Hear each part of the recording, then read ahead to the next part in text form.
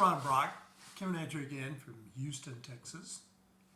And it's Tuesday the 9th, January 2024. As I promised, I'm going to be starting a review of my book, Memories of Atlantis, the story of the 100. A little sci-fi, fun book I wrote a few years ago. Now, I know we were also talking about interviewing a colonel associate of mine who was a Vietnam veteran. Unfortunately, he was not available today. I'll catch him maybe tomorrow or soon, depending on how he's feeling. He may have been under the weather. I don't know. But he'll be okay. He's pretty tough. Anyway, a few years ago, I've been fascinated with the story of Atlantis, really a big part of my life. And I thought, well, why not write a little science fiction, my version of Atlantis, which is a very complicated historical story that is it a myth, was it reality? I don't know, but it makes a good science fiction story. So I thought about what plot I'd want to take, and try to describe what would have been really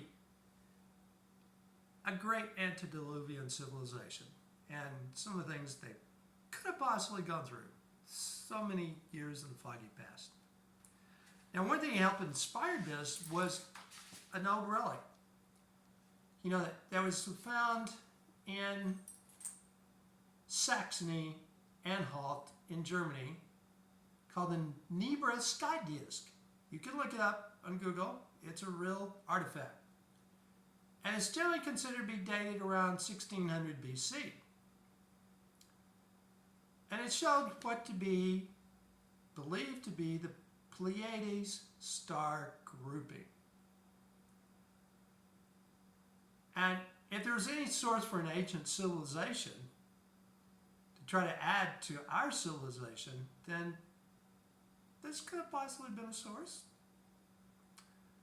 So that's why I'm also using the symbols from this Nebra sky disk as the design of the Atlantis flag, used by the characters in my story. The whole story is centered around Maximon, who was a young boy in the beginning in a small village, small cultural village in Central America.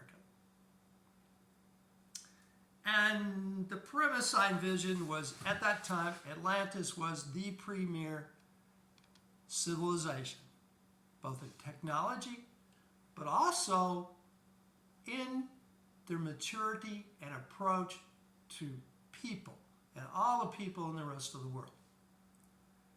Matter of fact, their culture was built around trading with these various populations for food, materials, and they would bring in goods from Atlantis, provide services like medical care for people that they traded with.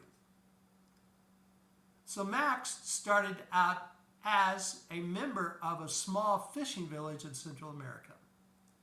But remember, there'd been contact with Atlanteans for a number of years, and they knew each other fairly well.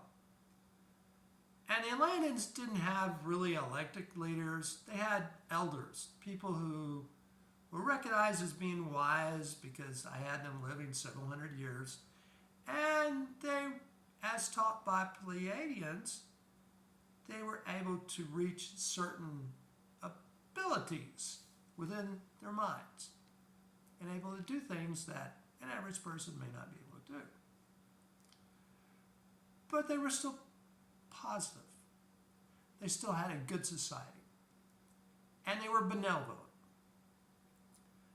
So it started out as a group of elders had been watching, this young boy, the star of the book, in a small fishing village, and they really felt he had some potential.